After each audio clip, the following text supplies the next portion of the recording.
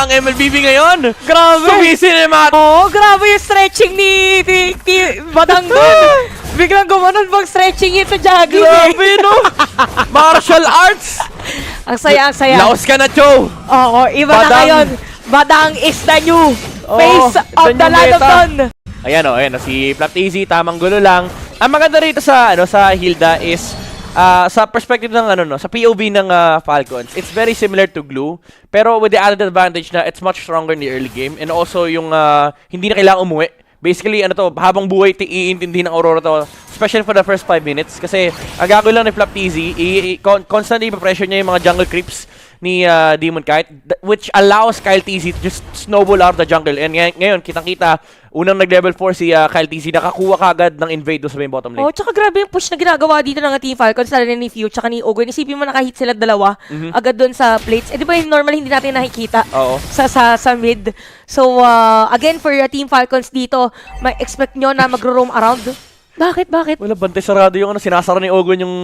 Nakaharang, no? Kumbaga, pag tinignan mo yung mapa ng Aurora, sa perspective ni Demon Kite, may pinto lahat ng mga bush. Bats bawal niyang tawirin. Kailangan niya kumatok. Ayan, no? Pero ramdam din ng Aurora, eh.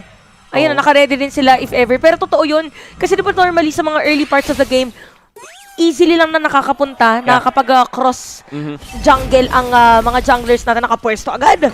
So may total objective ang ating dalawang kupunan na si Rene J lang nandito for the vision at naka-ready na nga sila. Grabe yung abang ni Edward dito kay Flapteasy, pero Hilda kasi yan eh. Ang problema, Hilda yan eh. Ano sinasabi ko, yung atensyon nandoon lang kay Flapteasy and walang nagawa.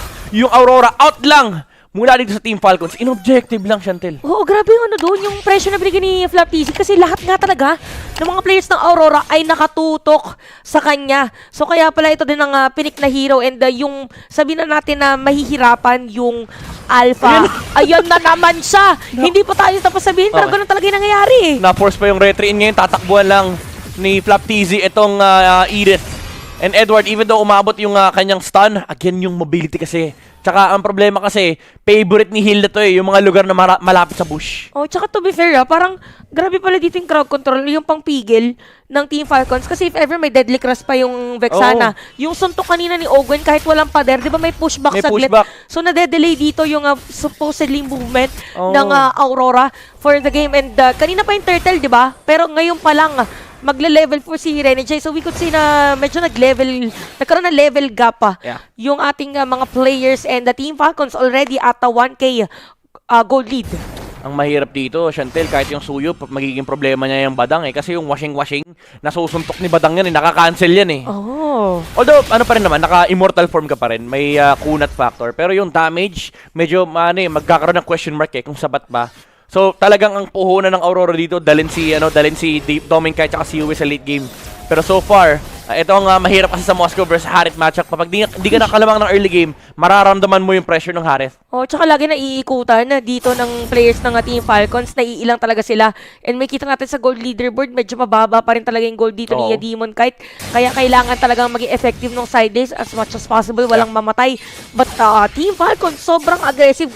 Parang lahat ng mga possible na entry point, ngayon ko nakikita yung sinasabi mo, entry point ni Demon Kite naka-ano. Ayun, may bouncer. Sabi ni Ogwen, sir, may ID ka ba? Oh, di ba may Badang, tapos merong Hilda sa gilid. Tapos pag lumapit pa, may Few pa. Yun nga eh, may nakaabang na bulalakaw. Oy, Glorious Pato, ginamit niya ng Rene J. Nakatawid siya, kaso siya lang yung nakatawid. Kasi may pader na nakaharang mula kay Ogwen.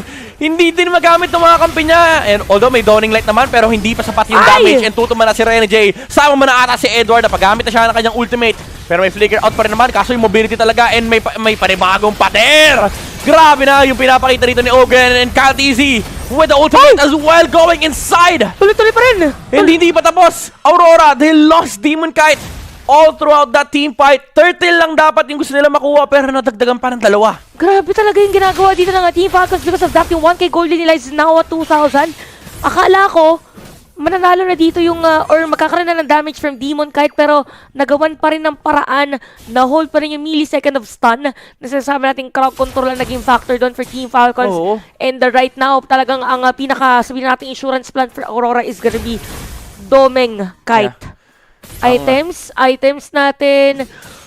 To be fair, medyo malaki din yung lamang ni Super Marco Oo. against Domen. Kahit medyo mahirapan talaga sila dito, kaya nakafocus na rin talaga si Renegade dito sa may top lane. But Yeah. Owen is also there para sa Team Falcons. Kumbaga, ang kaya lang gawin ng Aurora dito is to alleviate the pressure mula sa Team Falcons. Pero again, nabibigyan ng malaking baktong spasyo dito si Kyle Tizion ni Alpha.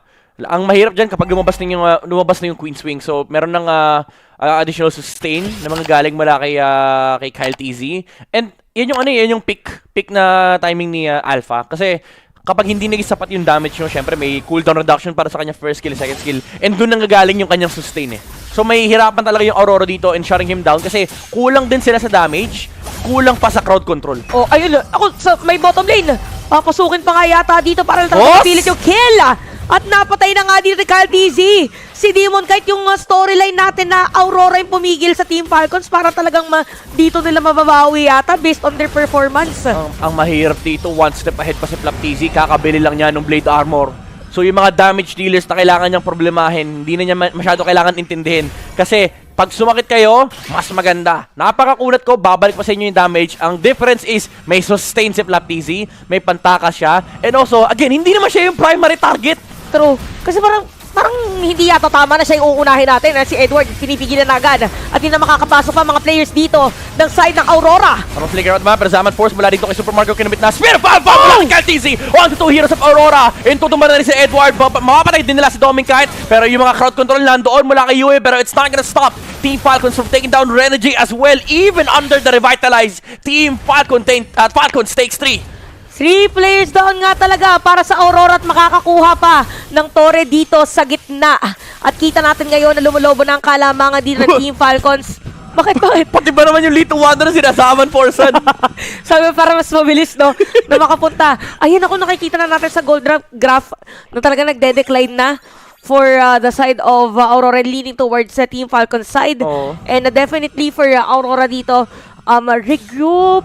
Kaso, kung makikita mo kasi kanina sa Turtle, yung near presence lang ni Ogwen, medyo naiilang na si Edward tsaka Oo. si Renegade na pumasok. Actually, sobrang gandang point niyan kasi yung Falcons dito, pangalawang beses na lang ginawa to, nag-full commit sila kay Edward. Kasi tama nga naman, kahit mag-glorious pathway dito si Renegade, siya lang yung naglalakad papunta eh. Pero kapag na-lockdown nila yung Edith, wala nang kokontrol sa Falcons, pero napakagandang pathway doon sa may bandang likuran, nakaharap sila ng entry and mapapatay nila si Ogwen. Walang sagot na nangyari dito mula sa Falcons, pero may trade kasi sa may bottom lane. Okay. So, space creator naman para dito sa side ng Kyle TZ. Pero kung ikaw yung Aurora, I'd take it para makabawas na agad. Yeah. So, little by little, pwede na magkaroon na. Ito yung spasyo na gustong gawin ng Aurora. Kasi dahil na-take down nila si Ogwen, medyo makakahinga sila. Yep. Pero pinipigilan din naman pala ni Flap TZ. Parang siya yung nag-take cover Oo. dun sa may top. Kasi nasira na nga yung bottom lane. So, ang ganda ng reaction for Falcons Yeah. specifically. 6K gold lead. Very well covered talaga yung bases dito ng Falcons. Ang masakit dito for Aurora is palabas na yung Lord in 3 seconds. And lalabanan na naman nila yung Falcons if they do want to contest. Pero may sagot na ba sila doon sa ginagawa ni Ogwen? Kasi kanina pa niya nila-lockdown si Edward eh. And kapag wala yung mga stun mula sa Edith, ang nadita ng option kasi ni Edward, syempre hindi ka pwedeng maglakad pa palayo mula sa badang eh. Kailangan mo i-flicker out yan, lalo kapag na-lock-in ka na ng pader. So, for the second time, ang ginawa kasi ni Edward kanina sa turtle fight, flicker out tapos primal wrath. Ang problema pag nag-primal wrath ka na, wala ka ng stun. Oo. So parang nag-off na lang siya na mag-add damage na lang ako.